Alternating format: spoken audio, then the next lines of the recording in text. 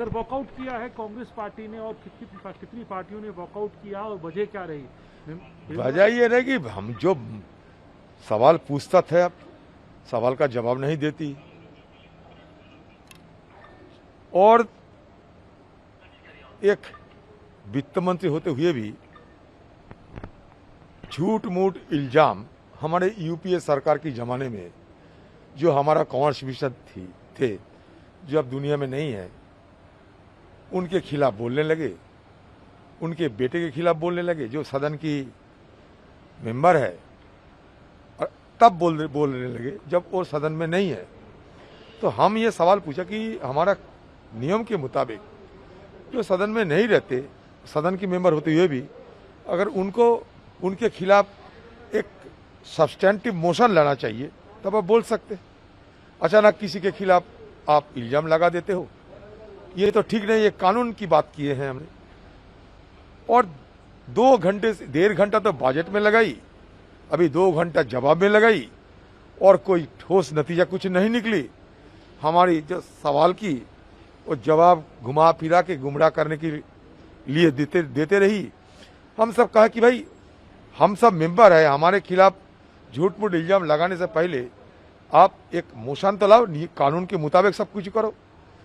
तो इस तरीके के देखते हुए हम सोचा कि ये नहीं सुनने वाला है, ये इसके खिलाफ वॉकआउट करना चाहिए क्योंकि हमारे पास तो और औजार नहीं है।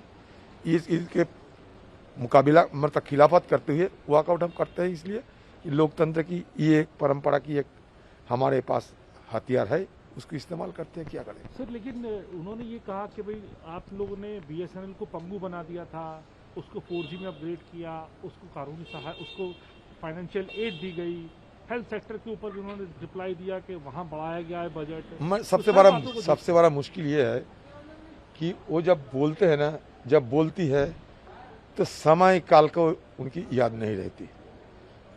आज से 10 साल बाद आज की जो आवंटित राशि है उससे ज्यादा होगा या नहीं, आप बताओ।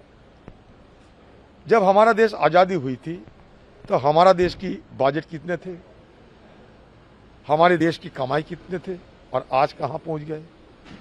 तो हम अगर तुलना हमारा आजादी की समय की साल से करें कि उस समय आपका बजट इतने थी, हमारे बजट इतना बढ़ा दिया, तो ये क्या गलती नहीं होगी।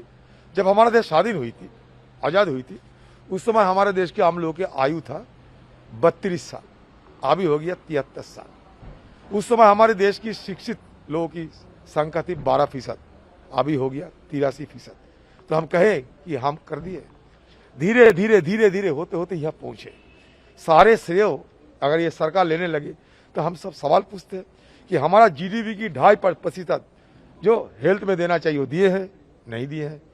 कौन किसको पूछे, सवाल तो जवाब तो नहीं देते, अपने ढंग से बोलते रहते।